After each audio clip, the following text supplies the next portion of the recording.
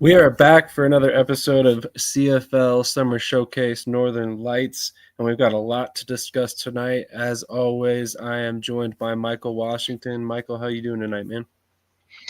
It's 11 p.m. over here on the East Coast, but, or a little after 11 p.m., I should say, but everything's good and good on my end, so ready to talk some CFL. Definitely. Speaking of which, I appreciate you accommodating my schedule to make this episode work this week. Really appreciate that. I know it's definitely late on your side of the world. For me, in Mountain Time, it's only 9 o'clock right now, so it's not terrible. But Well, I mean, it worked out because I had my daughter's graduation party I had to set up for anyway, so it worked out okay on Sunday. But we will be back on Sunday. yeah, This definitely upcoming be weekend, back Sunday morning. 8 It'll a.m. be probably better off for both of us.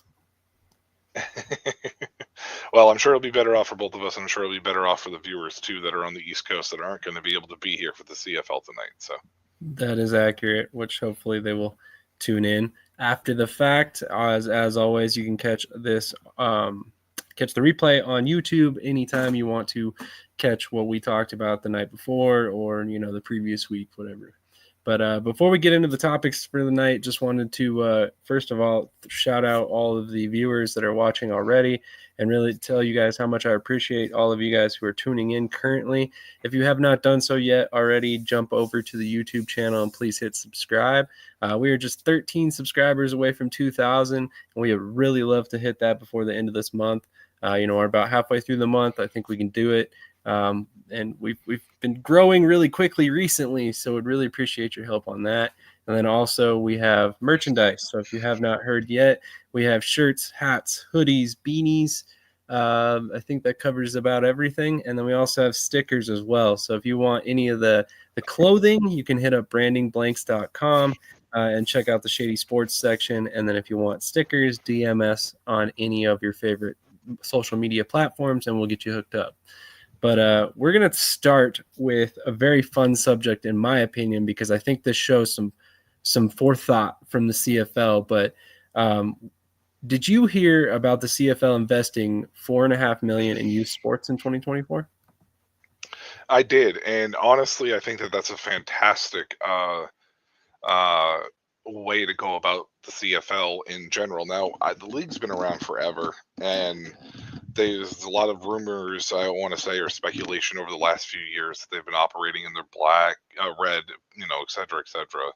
However, I feel like this is a good start to be able to start building. I don't know how long they've been doing this. I just happened to see the 4.5, million from last year, but I think it's a good way to continue to keep the interest level invested in the CFL. And I feel like it's a good way to also help eventually, if the rumors or speculation is true that they've been operating in the red, to switch that into a black. I don't know if this is the most that they've invested in recent years. I don't know how far back it goes, but I love seeing this because, the youth is really where it is. You take a look at the ELF, right? Like a lot of the ELF teams are starting to invest in getting the younger generation involved. They start doing youth camps and youth football, and they're all invested in that to help build that for the future. So it's basically the same thing here with the CFL, and it's needed, especially if they want to try to get that 10th team eventually that they've been talking about for the last 3 or 4 years. Definitely completely agree. And I think this is, like I said, this shows some forethought by the league because obviously they understand that realistically their best source of talent, especially considering their ratio rules, is coming straight out of Canada. If they're trying to go after American talent, they're competing with the NFL, some cases the UFL as well. So there's definitely a situation where if you can continue to build the pathways to the professional levels, at a very young age, I think it's going to benefit long term. And obviously the CFL is not going anywhere. I mean, obviously we as you just mentioned, we've been talking about, them potentially operating in the red, but it seems that they're content with what they've got going on. And something we'll get into here shortly. It seems like attendance is maybe it's just because I'm paying closer attention to it, but it seems like it's on the rise. So, I mean, obviously these are some very encouraging things, moving forward for the CFL. And then we also heard of this offseason that the TV revenue, really helped the salary cap this season. So another great, sign for the CFL. And hopefully this is just, room or the start of more growth in the near future. Let's put it that way. Well, I think a lot of it too, as far as the growth is concerned, is I feel like I feel like there's always a need for football. Like I think there's a hunger for football, and regardless of whether or not people want to talk about the UFL here in America and its comparisons to the NFL or whatever, I still feel like that there is a market for these quote unquote alternative leagues. It's a disservice. I put it in quotes because I'm not a fan of that term alternative, because it is still it's still football, but that's how a lot of people view it. I'll say alternative to the NFL. But the thing with the CFL has been, it's been around for a while. We all know about the fan base and how hardcore they are about it, like the real hardcore, fans are. But I've noticed the last few years they've done a lot better of a job to try to branch out to get those casual viewers too, that make up a larger portion of the fan bases. Like when you talk about the NFL, you talk about teams that have fans strictly, and they only watch that team, right? Or they'll watch if it's like just an important game late in the year. The CFL has done a very good job of starting to kind of brand themselves in that way, that I think it's reaching a broader audience. And I think it's starting to draw some people in with the way that they handle it. The TV production is top notch. TSN does a great job up north. CBS covers that, down here sometimes. But the CFL Plus, for us Americans, we get it for free. If you guys don't know that, it's a website thing. You can stream the games on your TV if you have the capabilities. You also have it, in tablets, laptops, cell phones. Either way, you can get it for free. So the coverage is there. It's just a matter of whether or not you invest the time in it. But they do a good job with it. And the football's different, but it's still really good football. And there's some quirkiness and some unique rules, and some people think some of them are stupid, and some of them love it. It's a league alternative to the NFL. So I think the CFL has done a great job of branching out and doing that, and I think you're starting to see it with the attendance, and like you said, the TV revenue helped with the salary cap, and I think it's only going to get better this year. I completely agree, and I hope, like I said, I hope that's the case, because honestly, long term, it only bodes well for the CFL. Obviously, it's a great league as it stands. It doesn't necessarily, quote unquote, need the extra revenue or the higher salary cap to make it any more exciting. But at the same time, better players, better on-field product. Eventually, it's only going to build the fan base. So, would love to see them be able to spend a little bit more money on players. But speaking of attendance, we'll go ahead and transition real quick. Let me pull up the numbers here. By the way, if you have not done so yet and you are on Twitter, I highly recommend you go find the CFL Stats Geek page and follow it. If you're a CFL fan, they're putting out some really great information lately. They have really good graphics built to kind of show you exactly what's going on with the league. And here shortly, I will pull it up for you. And this is the attendance numbers so far. And obviously, as you can tell, BC Lions way out in front. For anybody who isn't aware, their kickoff game, their inaugural game this season, featured Snoop Dogg. Obviously, everybody knows who Snoop Dogg is.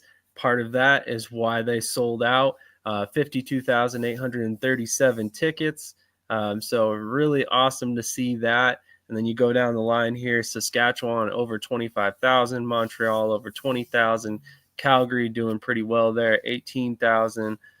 So, I mean, definitely really excited to see these numbers. And then also, we'll talk about it a little bit more here shortly, but Winnipeg looks like they're about to have a sellout on their hands for their home opener as well. So, we talked about it a little bit already, but I mean, what are your thoughts on this attendance? It seems like it's trending in the right direction anyway.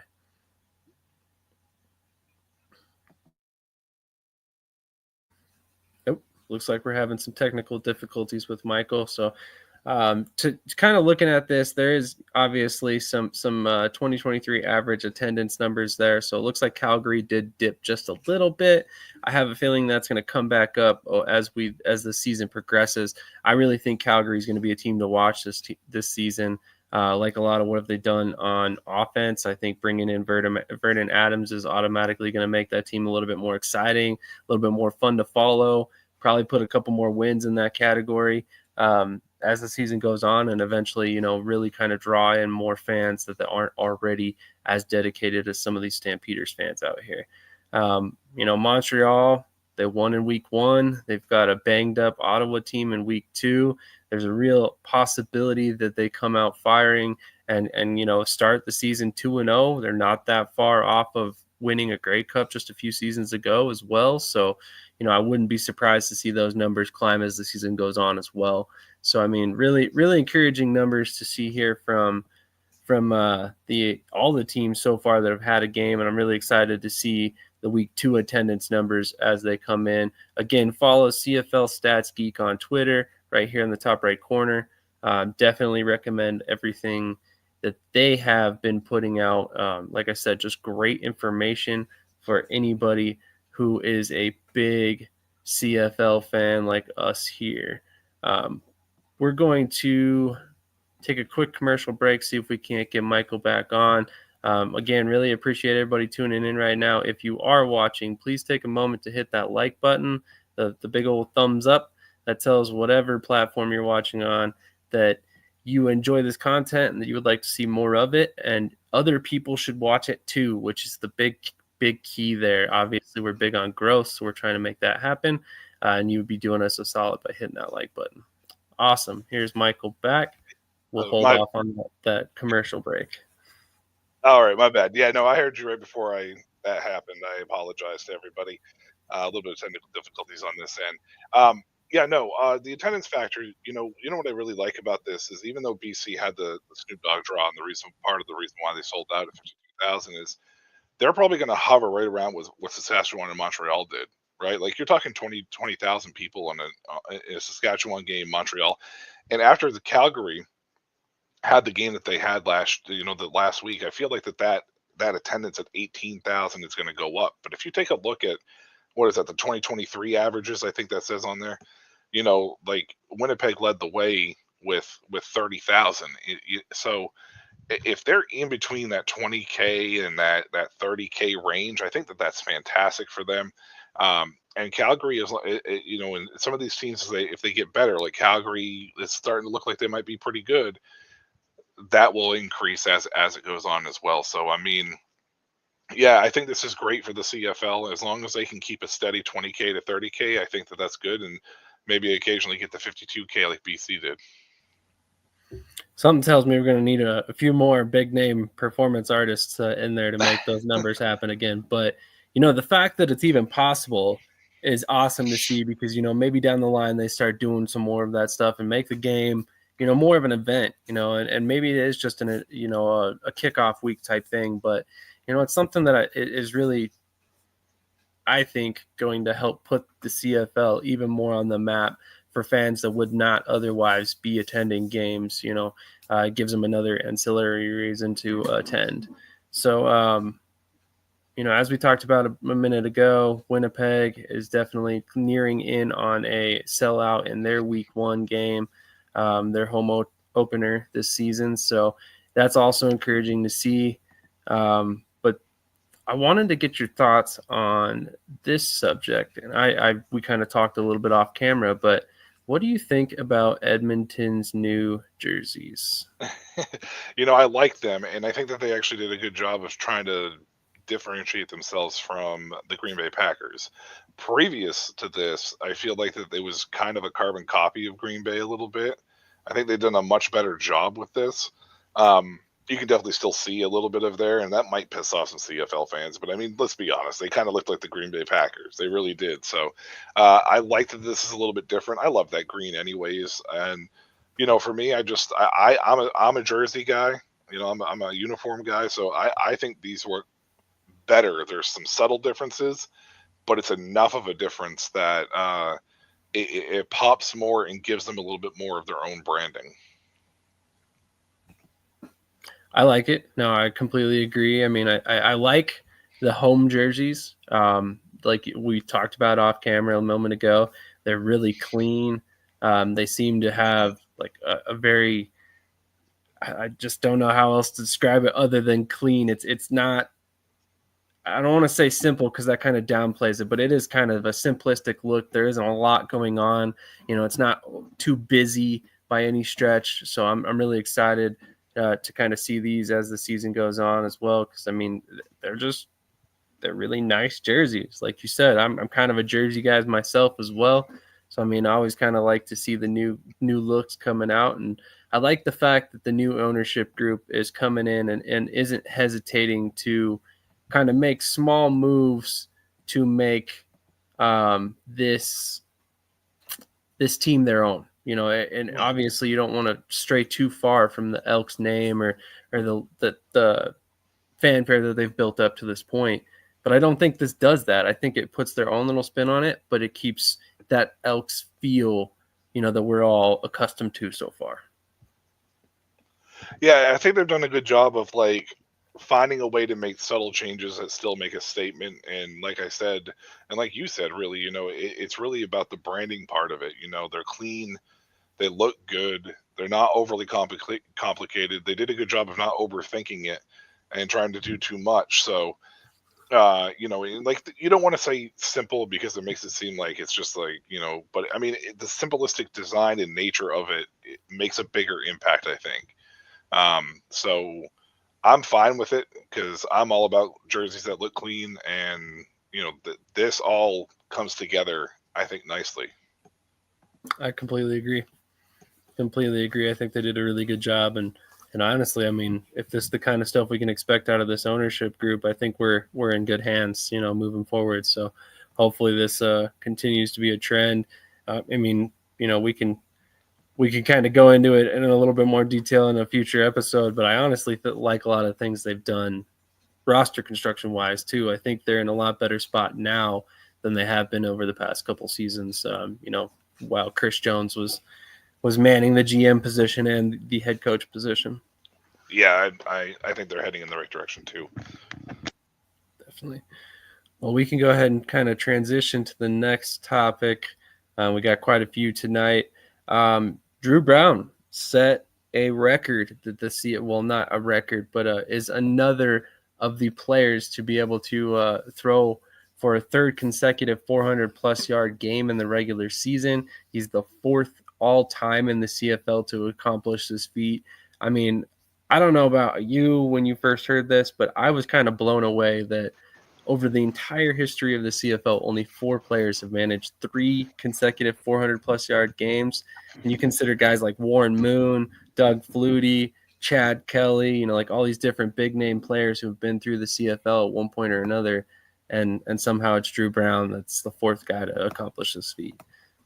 I mean, I think it's a testament to Drew Brown and his, his will to want to be there, his drive to be there, because he's never truly been, he got his first starting gig last year, with Ottawa. So I think the guy has a lot of talent. I think there's some talent around him that helps that situation too in Ottawa. It's just, it's really nice to see some success there. I just hope it translates to wins at some point in time, because I feel like a lot of the times that part of that reason is also volume, because they're throwing so much from behind. So hopefully that's not hopefully that's not going to be a trend for Ottawa this year. But we'll get into that in a minute with a lot of injuries moving forward here. But awesome for Drew. I think it's great. I liked Drew when he was with Winnipeg, so it's really fun to see him,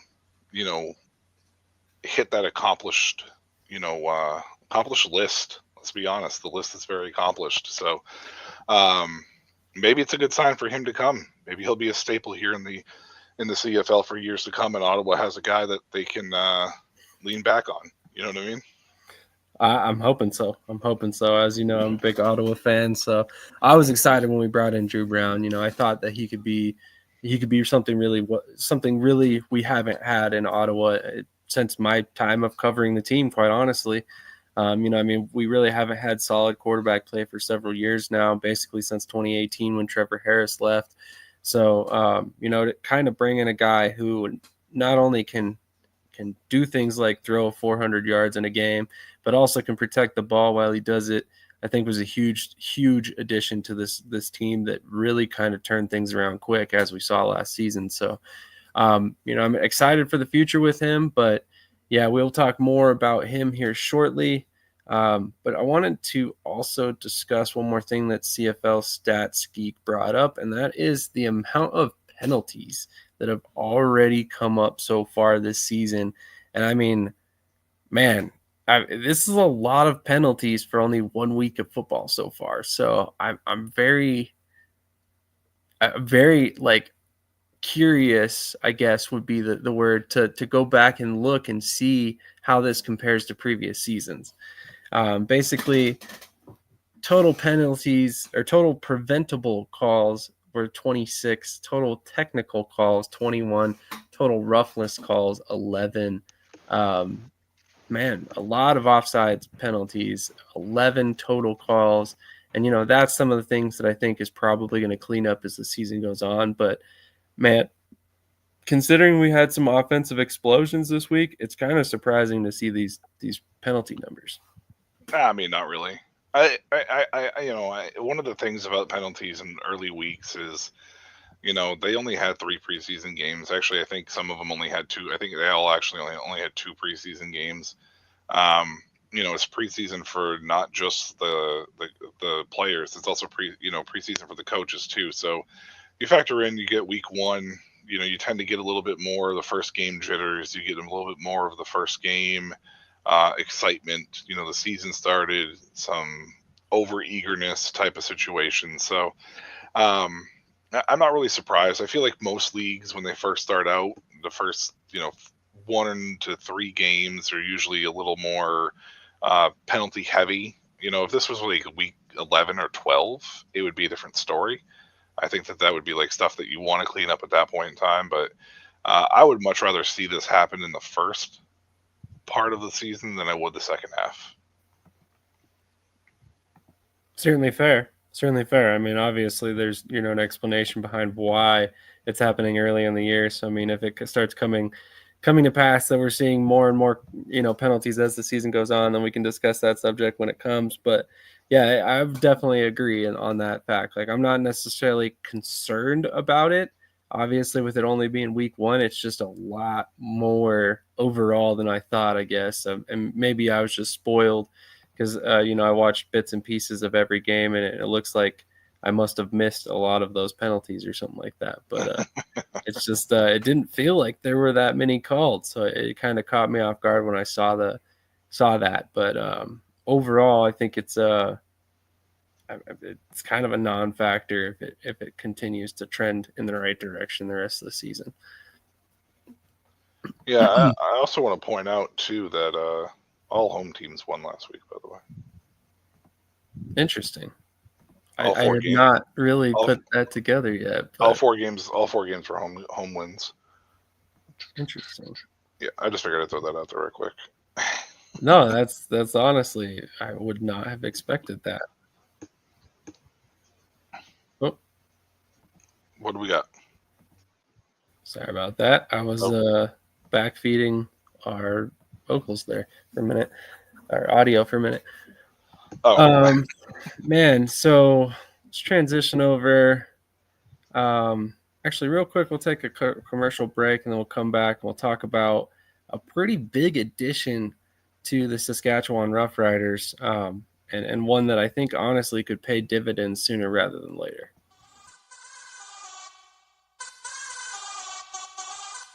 This is Current. It's the card my parents used to pay me for mowing the lawn, running errands, and doing well in school. Oh, wow. This is the card I used when we got the idea to make our own clothes. And we spread the word, drove downtown, and sold everything we made. This is the card I use to do the things that really matter. This is Current. Visit current.com and download the app for free today.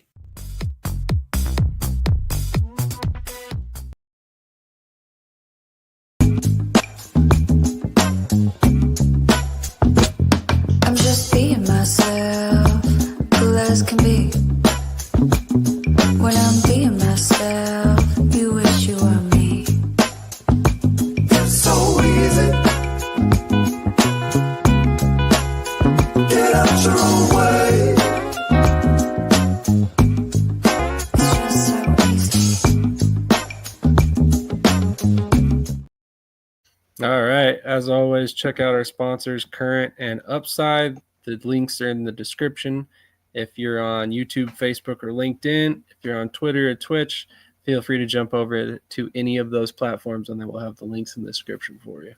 The big news coming out of this past week, as far as transactionally, was the fact that Carey has signed with the Saskatchewan Roughriders after news broke that AJ Ouellette is dealing with some injury issues due to a head-to-head collision with Darius Pickett. Obviously not a good situation for anybody involved, but definitely, a lot better linebackers you could get hit by, head to head and not possibly not end up with an injury in that case. But he currently is on the practice roster. However, with the injury to Ouellette and the value of Thomas Bertrand Hudon on special teams, there is a very realistic possibility that we see Carey on the field on offense sooner rather than later. What are your thoughts on Carey joining Saskatchewan? I mean, it's dangerous. I mean, Saskatchewan was already, one of my early season favorites to make it to the Grey Cup and win the Grey Cup championship. So I know they were a little bit lower in my power rankings. I think they were actually higher in my power rankings than they were for you. But AJ Ouellette is.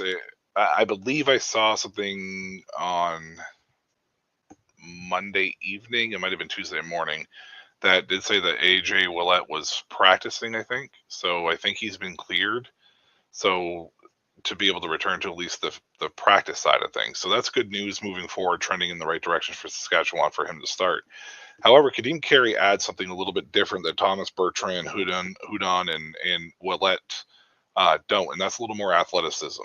I know it seems weird to say with those two because they both run the ball really well. I mean, Bertrand, Hudon ran the ball really well this past week, and Ouellette has always been pretty much a downhill runner.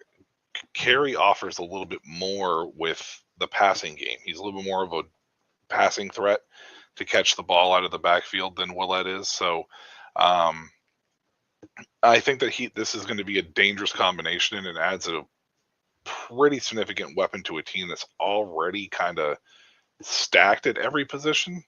So, I don't know. I'm excited for it. It's going to be awesome seeing him in that Saskatchewan green color. But, yeah, man, I don't know, man. This is going to be a situation where I think it's going to be fun to watch this backfield with Ouellette and Carey. And even though Bertrand Hudon had a good game this past week, and unfortunately, I think for him it's going to be, another year before he can really make a significant impact in the offense, barring injury.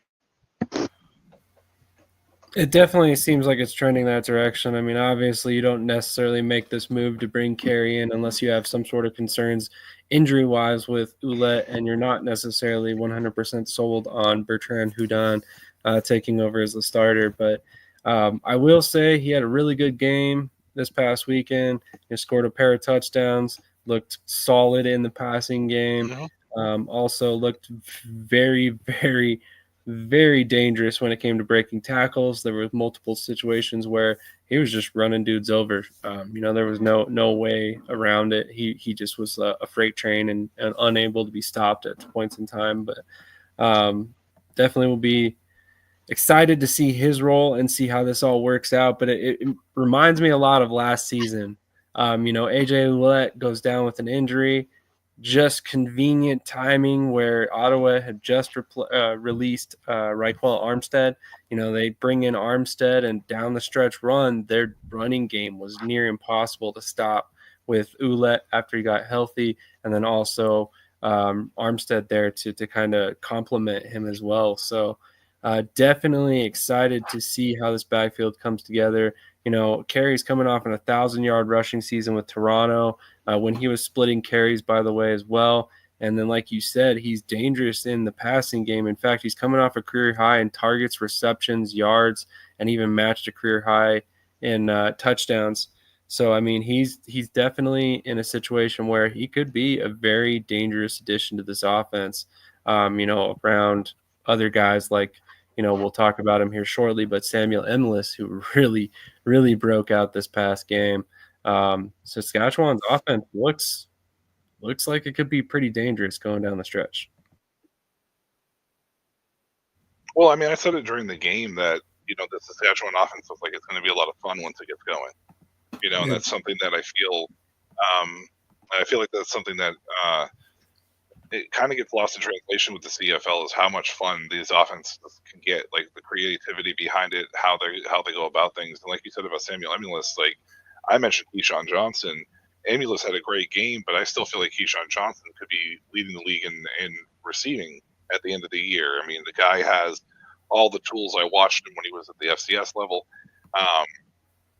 His strong hands can pinpoint the ball really well, and he fits the CFL style really, really well. Emulus does too. They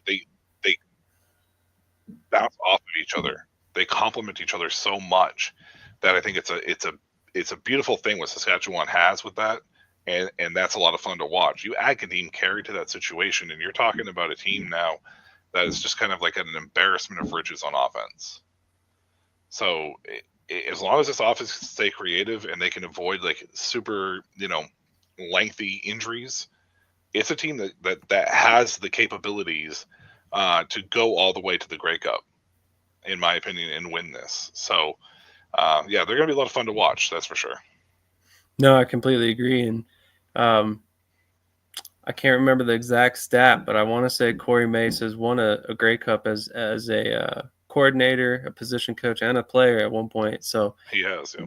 All he has to do is win one as a head coach, and he's kind of hit the grand slam there. So definitely would not surprise me if at some point soon, he ends up winning a Grey Cup as well. But I wanted to talk about some breakout players, and we just mentioned him a moment ago. But Samuel Emilus, 8 targets, 8 receptions, 133 yards, and a touchdown. I mean, man, talk about a weapon. And like you said, there's multiple receivers in that room that could do this at any given moment. Yeah, Samuel Emilus is the guy that I've been watching for a while now. I've been a fan of his for the last few years. Slowly been watching him move up, in the list of finally getting some respect, I think, as a receiver, and it's kind of nice to see it happen as well. So yeah, I mean, I don't know, man. Emilus and Keyshawn Johnson are going to be a lot of fun to watch, and Emilus may be the guy that ends up leading the league in receptions and receiving at the end of the year.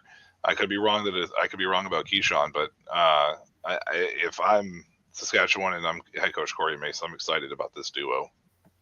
Absolutely. If they can keep consistent, this is a really dangerous a pair of receivers there, and they're not the only ones on the roster. I mean, it's just honestly impressive to see how this offense is coming together so far. Talking about another guy from Saskatchewan, as we just talked about a moment ago, Thomas Bertrand Hodon, 14 carries, 57 yards, a touchdown, 2 receptions, 17 yards, and a touchdown. This photo comes from the CFL YouTube channel, by the way, if anybody's looking for it. So, I mean, yeah, obviously 16 touches, 74 yards, pair of touchdowns. Considering the fact that the CFL we're always told is a pass-first game, that's a pretty impressive day for a bigger back. I think he's like 225 pounds, almost the size of a fullback, really.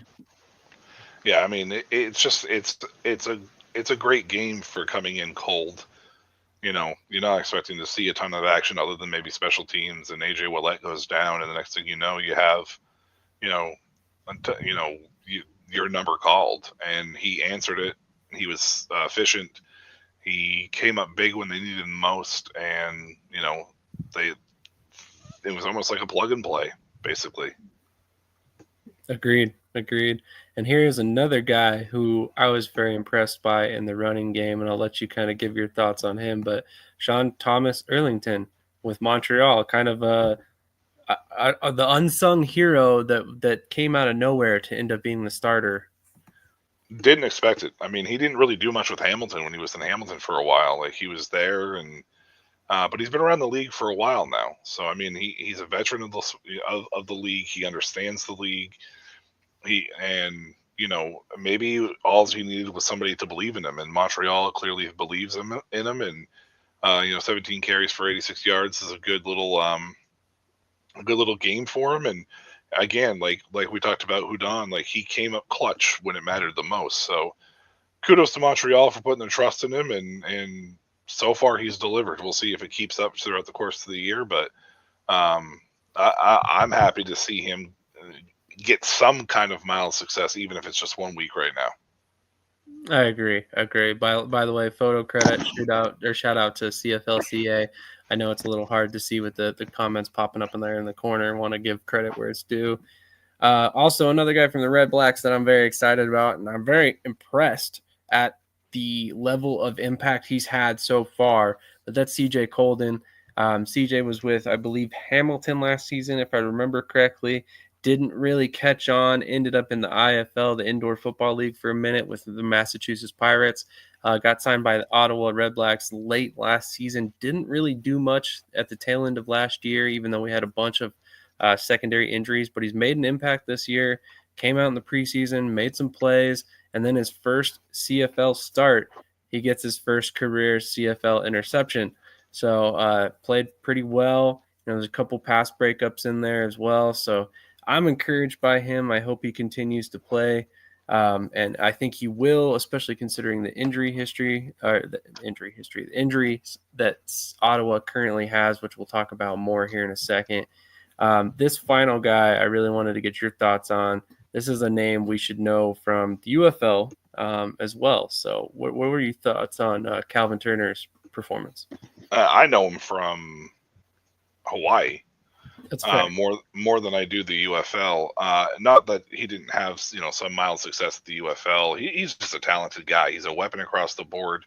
And you see it here in the return game. But I'll even go a little bit further that he's probably one of the most underappreciated receiving backs in the CFL as well. I'm hoping to see him a little bit more in that realm. I hope they kind of move him around a little bit, give him some chances on offense to really, shine, I guess. And hopefully we'll see more and more of him here in the near future. But I wouldn't be surprised if he ended up being Special Teams Player of the Year, if that's the role that Toronto keeps him in. But him with Toronto is just another weapon that they don't really need, which is funny to say. But hey, kudos to them. It just goes to show how they have built that roster over the last few years.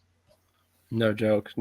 I mean, shout out to Toronto Star for this picture. Great picture, by the way. But, I mean, honestly, I don't think they really brought Calvin Turner in to be the kick returner. Because, I mean, if you think about it, they have Janorian Grant, right? So, I mean, if it weren't for the injury to Grant, did Turner even have this impact in week one? Probably not, to be honest. But at the same time, you look at what Turner can do and what he's done in his past at Hawaii, like you mentioned.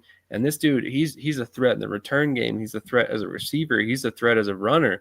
He can even throw the ball on occasion. And then you might even catch him, here and there, running down on kicks and punts and in the coverage units. So I think he is going to be a huge addition to Toronto. Even if his numbers aren't crazy, I can see him doing a lot of different things for the team as the season goes on. Jermaine Patterson tuning in. We really appreciate you. Definitely make sure to hit that like button, comment, subscribe if you haven't done already. Jermaine, what are your thoughts on the CFL investing $4.5 million in youth football last season? I want to hear it, and then we'll get back to your answers here shortly. I want to add two players to this list real quick before we move on, Cycle. Yeah, go for it. I want to start with Clark Barnes. Four targets, 4 receptions, 112 yards. I mean, he didn't score a touchdown in the game, but they didn't need it because of the other breakout guy. But real quick before I get to that, Barnes is a guy who has been, pretty damn good across the board with Calgary the last few years. He's kind of showed out. Last year, he really came on well. It was really kind of a breakout year for him per se, and he's clearly becoming a legitimate target in this offense because he's a big play guy, despite not really having, I guess, the big play athleticism per se. But he definitely takes the best of his opportunities and runs with it. I mean, he had 48 yards, after the catch. So of his 112 yards, 48 of that came after the catch. So he obviously has the ability to be able to get separation and run his routes all the way through to be able to make some plays. So that's happy to see. But the guy that I think is the biggest impact guy this past week, or breakout star, in a sense, is Dedrick Mills. He had the ball. He had 19 touches total. He had 20 touches total, but he had 111 yards, I believe. 124 yards total offense and 3 rushing touchdowns. So I mean, he really kind of carried this Calgary team, put it on his back against Hamilton. I know the score, indicates that the game was closer, but it never really got truly that close. Calgary was never truly in trouble, but Mills was really a big part of that. He was instrumental. He bailed out Vernon Adams in a few cases. Vernon didn't have the best of showings. He threw 2 interceptions in this game, but Mills definitely earned that game ball, in my opinion, and I just wanted to mention that as well for Calgary.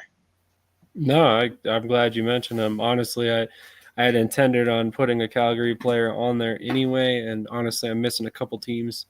But that was a list I had made early in the week and did not catch the rest of the games, or did not catch additions to that list after the rest of the games, I should say. Jermaine says he doesn't know. 4.5 million is kind of a crazy amount. I personally don't think it's that big of a deal when you think about the long-term benefits of what it does, but everybody's entitled to an opinion, and I'm glad you're tuning in to give yours for sure. We kind of go ahead and transition over to the injuries that we've kind of been alluding to for a little while here. We mentioned Drew Brown earlier in the episode. Drew Brown will be missing this game for Ottawa. Obviously a huge blow to them with Matthew Schultz coming in to start. He's, first-year player in Ottawa in this offense. He's only been here for a couple weeks, or not a couple weeks. He's only played 2 games so far in the offense. So, now in the second week of the season, he's going to end up having to step up and start. As you can see on the screen, looking at the BC Lions, they have some serious concerns at linebacker. They've got 5 different players ruled out this upcoming week. Adam Auclair, Jeremy Lewis, Maxime Rouer, Deshaun Stevens, and Josh Woods all will be missing this game for BC. Something tells me Winnipeg's going to pick up on that, and Brady Oliveira is going to have a big game in this one. I mean, either that or it's going to be over the middle of the field. That could be as well. So on that note, it looks like BC has a little bit of a weakness here that they can exploit for Winnipeg, and that's the defensive backfield, as they are missing 3 different players in the secondary. They're also missing Peyton Logan, depth at their running back position. Eric Lofton will also be out, and Pat Neufeld is a game time decision. It'll be interesting to see what the depth hurts in that secondary. So. I agree. Maybe BC can find a passing game in this one with Nathan Rourke looking pretty good so far. So definitely would be excited or curious to see exactly how that plays out for them. You want to run through Montreal's? Well, I mean, with Montreal, you're looking at 3 players that look like they're out here. It's a DB, a D lineman, and an offensive lineman. Impact on offensive line is always big. We'll have to see what happens there. Archibald playing defensive line. That's that interior side of things. So, these rosters, the way that they're constructed and how they're done is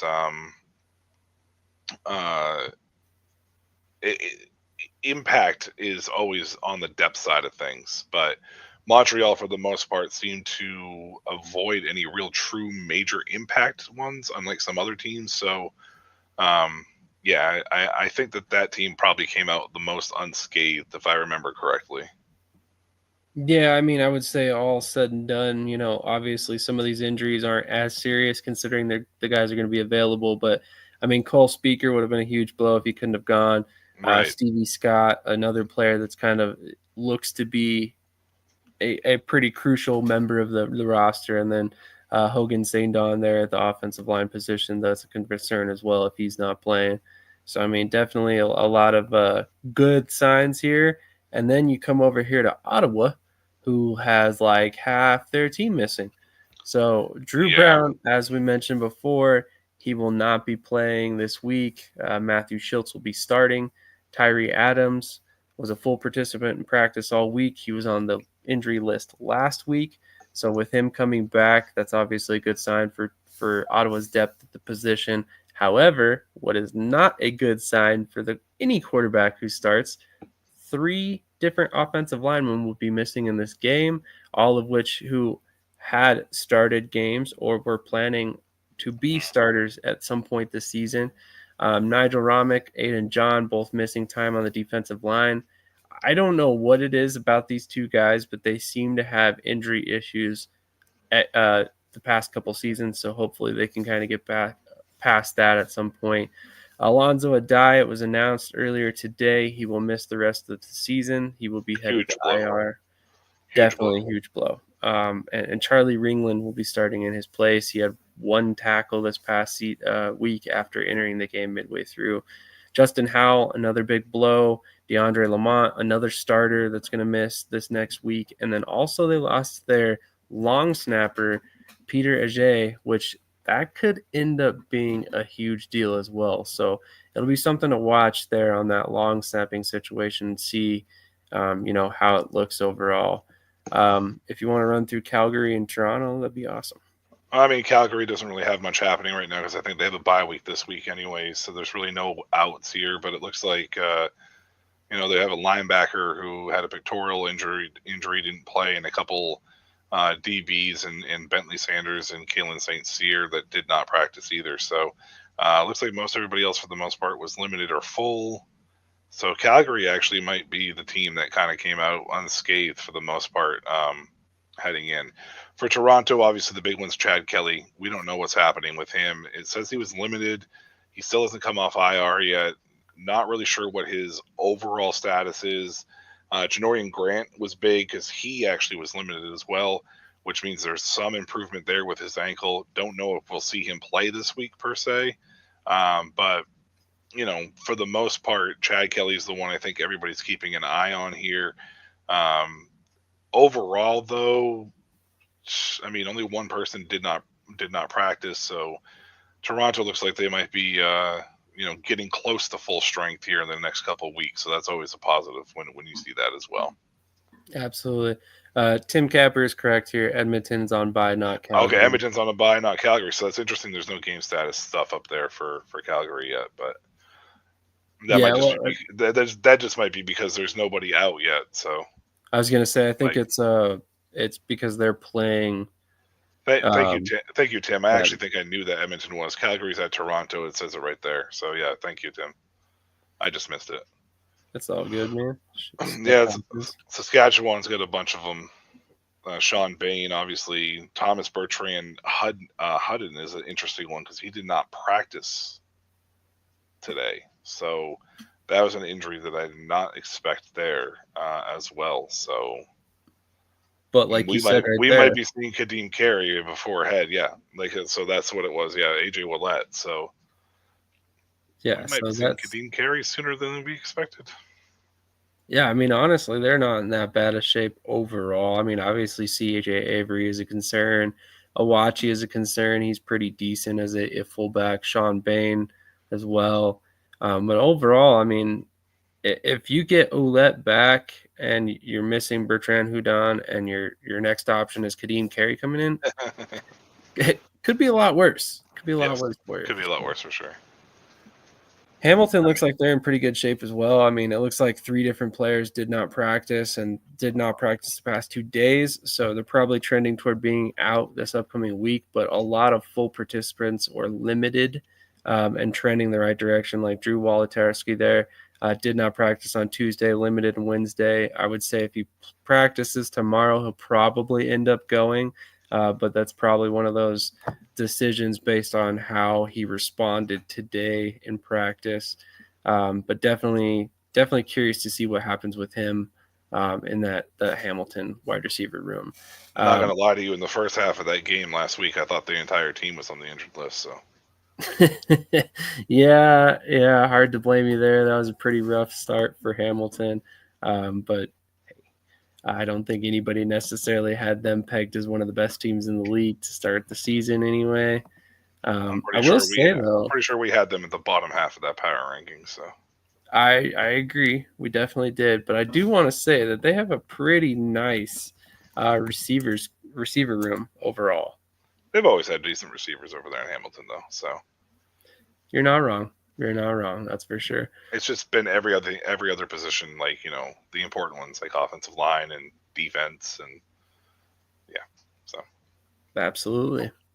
Definitely agree on that. But obviously the big news out of all that injury history, or did it again, out of all those injury reports, is Chad Kelly. Like we mentioned a moment ago, Nick Arbuckle did not play well in week 1, only led the offense to 10 points. They ended up losing in pretty bad fashion. So, I mean, if Arbuckle can't get them back on track, you really have to wonder if they start to lean more and more towards Chad Kelly returning sooner rather than later. But obviously with him being limited in practice, he's obviously trending the right direction. But I don't know how cautious you're going to be with bringing him back if you're losing all these games. So I definitely think they brought back Arbuckle with the intention to keep the seat warm if Kelly was going to miss time. And unfortunately, so far, it's not looking like he's doing so hot. Well, I mean, it's early, so if you're going to do it now. Don't rush him back. You start out the year 0-2, sure, but it's 9 teams, not 32, and you have a long season, so don't rush back your top guy. Avoid it if you can, and just weather the storm the best you can. And if he misses 3 games, you come out 1-2. I would say that's pretty reasonable, but. That's fair. And I think Toronto is one of those teams that, they typically get better as the season goes on anyway. So, there's a good chance that regardless, when the playoffs come, they'll be in the thick of things no matter what. A lot of starting quarterbacks are going to be missing this week. Obviously we mentioned Chad Kelly. There's a chance that he still misses the game. Drew Brown will be missing for Ottawa. Then on top of that, one who is not due to injury, Zach Collaros will be missing the game for Winnipeg as well. How big of a blow do you think that is for Winnipeg, who realistically has a pretty solid backup in Chris Drevler, but he's more of a run threat than Collaros? I don't like it for Winnipeg because of that. I like Chris Drevler as a player, but he is definitely much more of a running style quarterback. He's the guy who comes in on third down in the short yardage situations. I do not think he's a very good passer. He's definitely not on Collaros' level. However, he has been with this team for a few years. He was with the team before his NFL stint, so he has a understanding of this offense and how it's run. So if they can get 65 to 68% completion from him and just efficient style of game, I think they'll be okay. But it's going to be tough. I think it's going to be tough sledding without having much of a passing game, because I don't think there's a ton of defenses or defensive coordinators in this league that necessarily respect his passing game. So.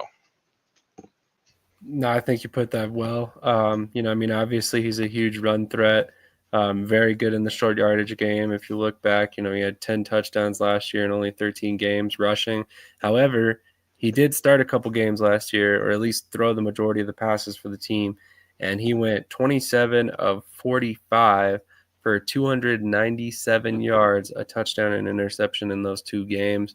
He did sprinkle in some passing attempts throughout the rest of the season, played a little bit during Saskatchewan game later on. But ultimately, into the season, 31 of 52 for 343, a touchdown and interception. If that's the guy who's entering the game for you, that's not exactly super comforting, even though he is a threat on the ground. The last time he really started games in the CFL, he had 8 touchdowns, 14 interceptions. That was way back in 2019. So, if that's the guy who's coming in, not necessarily like that's the best news in the world, but I do think that he overall has played pretty decently. But yeah, honestly, I think we've pretty much hit all the big bases for this week's CFL games. Any final thoughts before we get out of here for the night? You just want to run predictions real quick? I mean, we don't have to do scores or anything, but we can do some quick little predictions if you'd like. Sounds good. Let me pull up the schedule because I do not have it in front of me. We got BC at Winnipeg tomorrow. Interesting, at Winnipeg, and it's almost a sellout crowd. But with those injuries, I think I'll go Winnipeg in this one. Yeah, I think I'm going to take Winnipeg as well. It probably will be a close game. Just don't know really quite where BC sits just yet, but I think Winnipeg just has that know how to win mentality. They're very much a staple amongst the top 2 or 3 teams in the league every year, and I think that they'll find a way to pull it out somehow, probably defensively. So that's fair. That's fair for sure. And honestly, with them missing all those linebackers or BC, that might actually play into the hand of Winnipeg with Chris Streveler starting. So yes, that could be a whole nother factor as well. We got Montreal at Ottawa. Man, I'll let you pick first on this one. I'm taking Montreal. I just think Ottawa is there's a lot happening. Drew Brown obviously being down is not going to be good. I really don't like Matthew Schultz. Was not a big fan of him when I think it was with Hamilton a few years ago. Didn't really impress me, so I don't think it's going to change too much. So I think Montreal is going to win this, and honestly, it might be pretty handedly. Yeah, I'm actually in the same boat here. I think this game could get ugly. It all just depends on how Schultz plays and if our defense can hold up, despite the fact that we're missing some guys over there as well. The offensive line is a big concern here. I don't know if they're going to be able to slow down that Montreal pass rush, which we had some issues with in the preseason. So yeah, I think Montreal takes this one for sure. Nice little nugget from Tim too that the Owls have won 10 straight at Ottawa. So definitely history is not on Ottawa's side in this situation either. So yeah, Tim would know that. I'll let Tim. Tim, at some point we got to get you on this show. If you're free on a Sunday morning, we would love to have you on as a guest and talk some CFL with us. Next game of the weekend, Saturday, June 21st, 2 p.m. Mountain Time, 4 p.m. Eastern for the rest of you Eastern folks. Looking at the wrong week. I apologize. 2 p.m. Mountain Time, Saturday, June 14th. Calgary at Toronto. What are your thoughts on this one? I'm taking Calgary. Not a fan pick. I don't know though. Toronto didn't look very good in week 1. I really don't think Nick Arbuckle has it in him to have a quote unquote revenge game because I just don't think he's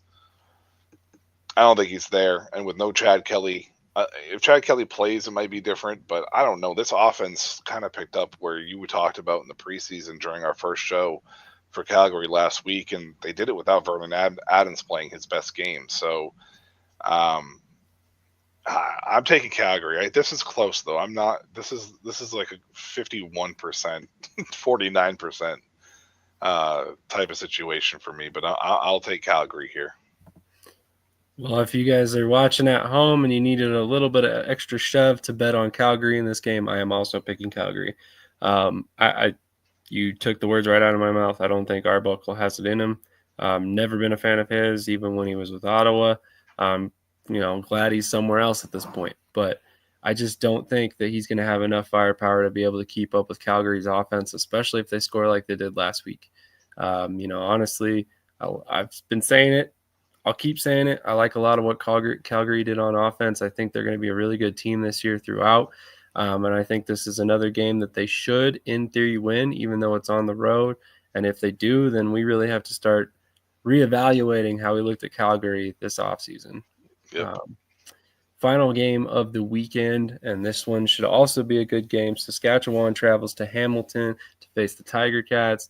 That is the late game Saturday, 5 p.m. Mountain Time. Just in time for us to kick off the next morning with our next episode of this show. Yeah, I don't think it's going to be a good game. I think Saskatchewan's going to win pretty steadily. I just don't. Hamilton, I don't know, man.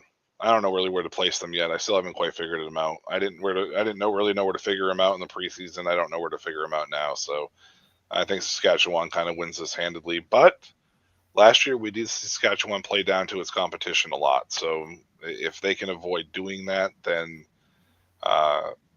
they should win this game with how creative that offense was in week one and how dangerous it was pretty handedly.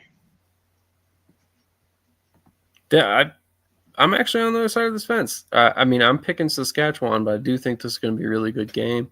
I think that Hamilton offense did some good things in week one, but allowing 38 points is going to be tough to beat.